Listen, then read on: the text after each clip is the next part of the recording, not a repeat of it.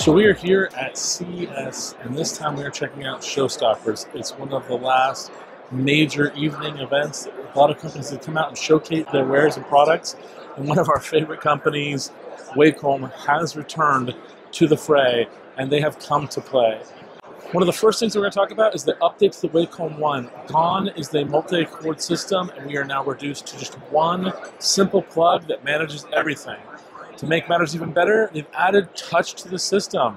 And the Wacom by One and the Wacom One and the One by Wacom will both come with educational software to help younger kids and new users of the product become better artists and learn how to use the project. That way you're not just buying the technology they don't know how to use. That's a major advancement. On top of all of that, we've got a brand new update to their Cintiq Pros.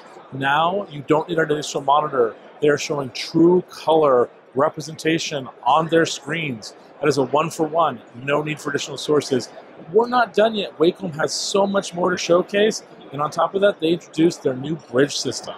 Their bridge system allows you to seamlessly connect as a major creator with your business office across the country, back from home all the way to the office, whatever you need to do, you can get your work as you're doing it put directly into the system where your office is. And that's a major benefit to anybody working specifically remotely in the artistic field. Well, there's so much other really cool stuff here at Showstoppers, but we will see you guys next time.